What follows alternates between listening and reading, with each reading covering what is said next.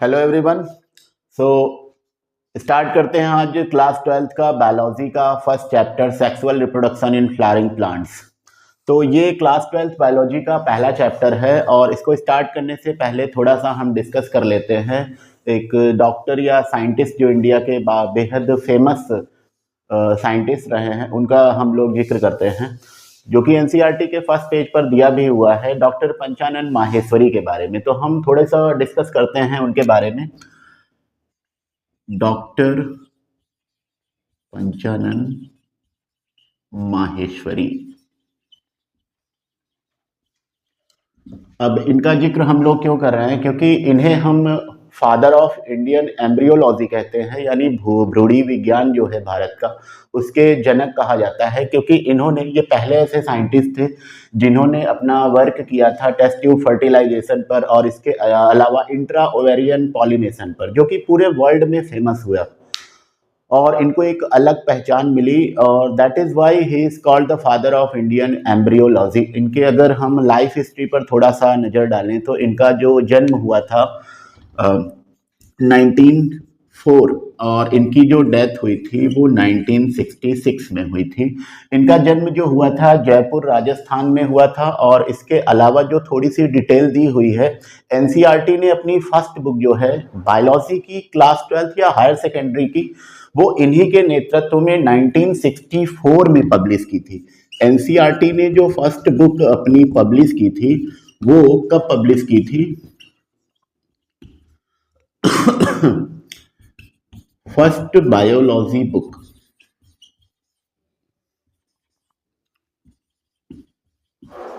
इन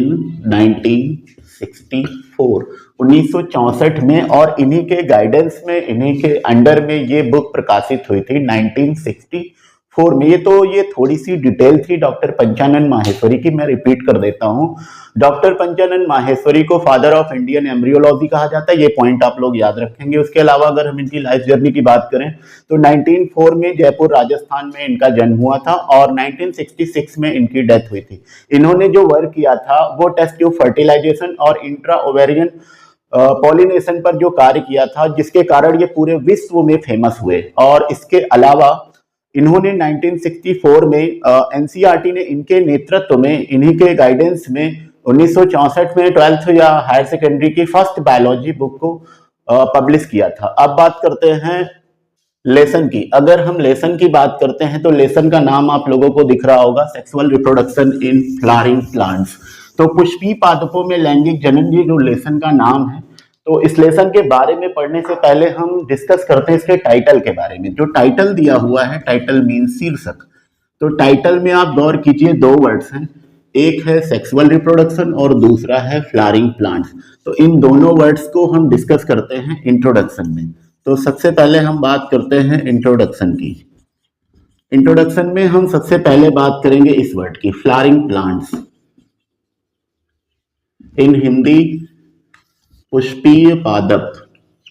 क्या होते हैं फ्लावरिंग प्लांट? समझ में आ रहा होगा। ऐसे प्लांट्स, नेचर में जो भी पौधे प्रेजेंट हैं, उन सभी पौधों की बात कर रहे हैं जिनमें फ्लावर्स प्रेजेंट हो। तो ऐसे पौधे जिनमें फ्लावर्स पाए जाते हो, उन सभी प्लांट्स को हम क्या कहते हैं?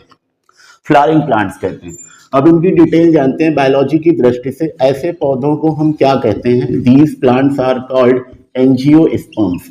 ये सारे प्लांट्स क्या होते हैं? एंजियोस्पर्म्स होते हैं। हिंदी में बोलते हैं आवृत बीजी पौधे, अर्थात ऐसे पौधे जिनमें बीज जो होता है वो फल के अंदर बंद रहता है। इसी वजह से इनका नाम रखा गया है आवृत बीजी, इंग्लिश में एंजियोस्पर्म्स। यानी बीज बनेंगे और बीज जो होगा वो फल के अंदर बंद रहेगा। अगर हम थोड़ा सा इवोल्यूशन की बात करते हैं प्लांट्स के, तो प्लांट्स के 5 समूह होते हैं: हेलोफाइटा, ब्रायोफाइटा, टेरिडोफाइटा, जिम्नोस्पर्म और एंजियोस्पर्म। अब इन 5 पौधों में नेचर ने जो फ्लावर यानी पुष्पों का वरदान दिया है वो सिर्फ एक ही समूह के पौधों को दिया है, और वो हक किसको दिया गया है? वो सिर्फ एंजियोस्पर्म्स को दिया गया है। बाकी 4 जो समूह हैं प्लांट्स के, उनमें से किसी भी ग्रुप को प्लांट्स के फ्लावर्स का एक प्रकार से वरदान नहीं प्राप्त हुआ है, अर्थात चारों ही समूह के पौधों में पुष्प नहीं पाए जाते। सिर्फ एक ही समूह है पौधों का जिनमें पुष्प पाया जाता है, और उसे हम क्या कहते हैं, एंजियोस्पर्म्स यानी आवृत बीजी। तो सभी आवृत बीजी पौधों में पुष्प नामक एक विशिष्ट लक्षण, एक स्पेशल फीचर पाया जाता है। इसके अलावा जैसे हम बात करते हैं इनकी लाइफ साइकिल की, तो हम ये देखते हैं कि जितने भी एंजियोस्पर्म्स होते हैं, इन एंजियोस्पर्म्स की लाइफ में दो स्टेजेस आती हैं। पहली स्टेज को हम क्या बोलते हैं, गैमेटोफाइट यानी युग्मकोद्भिद अवस्था, और दूसरी जो होती है उसको हम क्या बोलते हैं, स्पोरोफाइट यानी बीजाणुद्भिद अवस्था। गैमेटोफाइट और स्पोरोफाइट, ये दोनों स्टेजेस इनकी लाइफ जर्नी में, इनकी लाइफ साइकिल में आती हैं। गैमेटोफाइट अवस्था जो होती है मतलब इनसे गैमीट्स बनते हैं। स्पोरोफाइट जो होती है यानी इनसे स्पोर्स बनते हैं। स्पोरोफाइट स्टेज जो होती है वो 2n होती है। 2n मीन्स डिप्लॉयड होती है, द्विगुणित होती है, जबकि गैमेटोफाइट जो होती है वो n होती है, अर्थात हैप्लॉइड होती है, अगुणित होती है। गैमेटोफाइट जो होता है इस स्टेज में क्या होता है, गैमीट्स का फॉर्मेशन होता है, अर्थात युग्मक बनते हैं, और वो गैमीट्स क्या होते हैं, वो गैमीट्स बनने के बाद क्या होंगे, फ्यूज हो जाएंगे। फ्यूज हो जाएंगे अर्थात उनका क्या हो जाएगा, फर्टिलाइजेशन होगा। और अगर इनका फर्टिलाइजेशन होगा अर्थात निषेचन होगा, तो फर्टिलाइजेशन के फलस्वरूप क्या बनेगा, जाइगोट बनेगा। जाइगोट बनेगा अर्थात युग्मनज बनेगा। वो जाइगोट किसमें कन्वर्ट हो जाएगा, स्पोरोफाइट में। स्पोरोफाइट जो कि डिप्लॉइड है, इसमें क्या होगा, इसमें मियोसिस होगी। मियोसिस मींस अर्धसूत्री विभाजन होगा, और मियोसिस के फलस्वरूप क्या फॉर्म होंगे, स्पोर्स बनेंगे, और ये स्पोर्स क्या होंगे, अगुणित होंगे, जो कि पुनः किसमें कन्वर्ट हो जाएंगे, गैमेटोफाइट में।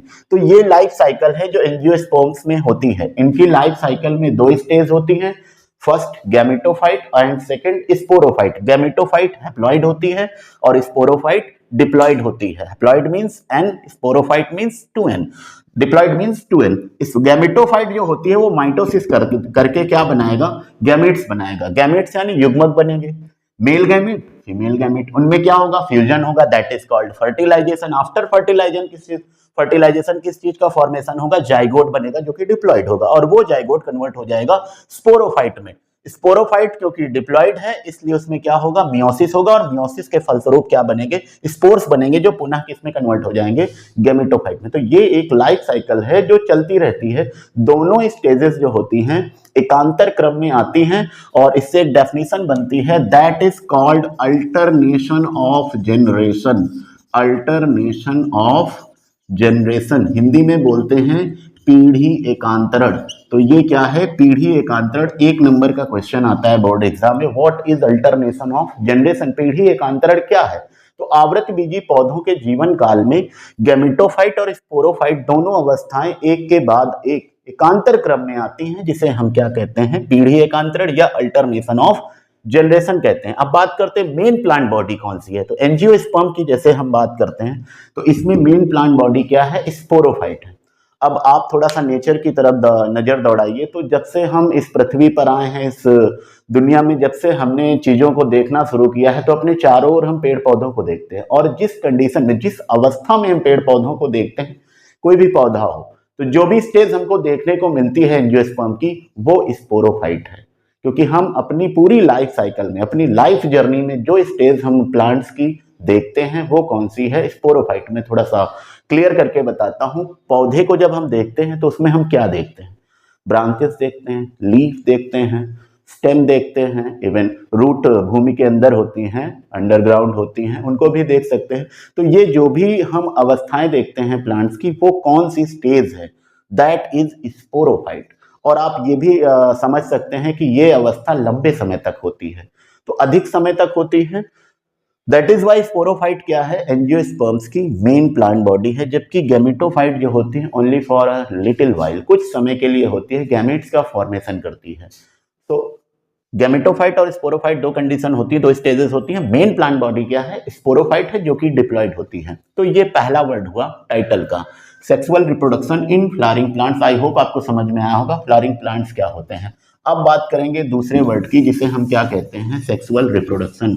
इट मीन्स लैंगिक जनन। सो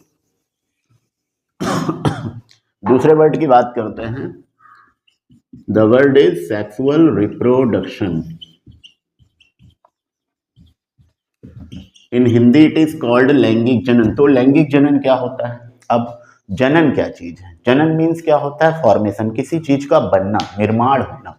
हर जीव, इस पृथ्वी पर उपस्थित प्रत्येक जीव क्या करता है? अपने ही जैसे एक नए जीव का निर्माण करता है। इस प्रक्रिया को हम रिप्रोडक्शन या जनन कहते हैं। अब ये जनन जो है, यानी नई जो मतलब जनरेशन आनी है हर जीव प्रजाति की, तो वो किस प्रकार से आएगी? हाउ? क्लियर करने के लिए उसमें क्या होता है? टाइप्स होते हैं, एक असेक्सुअल, दूसरा सेक्सुअल। लेकिन जब हम जनन की बात करते हैं तो इसमें ट्रू कौन सा है? सत्य जनन किसे कहते हैं? वास्तविक जनन क्या होता है? That is sexual reproduction. इसी को हम वास्तविक या सत्य जनन कहते हैं। इसके पीछे के रीजंस क्या हैं, पॉइंट्स क्या हैं, हम इसको सत्य जनन क्यों मानते हैं, लैंगिक जनन क्या होता है? तो इसके कुछ पॉइंट्स हैं जो आप हमेशा याद रखिए कि लैंगिक जनन एक्चुअल में क्या होता है। तो मैं कुछ पॉइंट्स लिखता हूं। जैसे हम लैंगिक जनन की बात करते हैं तो लैंगिक जनन में क्या होना चाहिए? मियोसिस। अगर मियोसिस मीन्स अर्धसूत्री विभाजन हो, इसके अलावा गैमीट्स फॉर्मेशन हो, यानी क्या बननी चाहिए? युग्मकों का निर्माण होना चाहिए, गैमीट्स फॉर्मेशन हो। After formation of gametes, gametes का क्या होना चाहिए? फ्यूजन होना चाहिए, अर्थात गैमीट्स जो हैं वो फ्यूज होने चाहिए, आपस में मिलने चाहिए, संलयन होना चाहिए। देन आफ्टर फ्यूजन क्या हो? जाइगोट का फॉर्मेशन होना चाहिए, जाइगोट बनना चाहिए। तो ये पॉइंट्स आपको याद रखने हैं। कौन से रिप्रोडक्शन में? सेक्सुअल रिप्रोडक्शन में। सेक्सुअल रिप्रोडक्शन क्या होता है? लैंगिक जनन एक ट्रू रिप्रोडक्शन है, एक रियल रिप्रोडक्शन है। क्या होता है ये? ऐसा रिप्रोडक्शन, ऐसा जनन जिसमें क्या होता हो? मियोसिस होती हो, अर्धसूत्री विभाजन हो, और क्या हो? गैमीट्स का फॉर्मेशन हो, युग्मक बनते हो, मेल गैमीट, फीमेल गैमीट।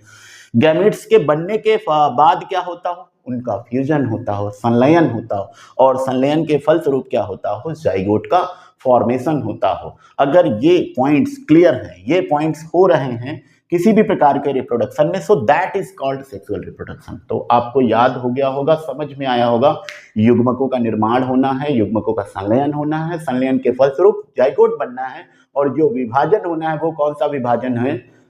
अर्धसूत्रीय विभाजन, अर्थात मियोसिस होनी है। ये सारे पॉइंट्स इंडिकेट करते हैं कि जो रिप्रोडक्शन है वो कौन सा है? That is sexual reproduction. तो ये दोनों वर्ड्स हमें पढ़ने हैं।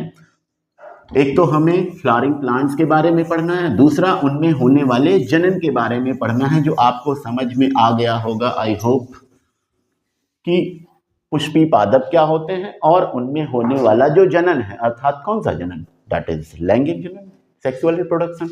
अब आते हैं इस लेसन के पहले टॉपिक पर। तो सबसे पहला टॉपिक जो हम स्टार्ट करने वाले हैं that is structure of flower, यानी पुष्प की संरचना। स्ट्रक्चर ऑफ फ्लावर, पुष्प की संरचना। इसकी डिटेल थ्योरी जो है हम आपको अपने अगले वीडियो में बताएंगे।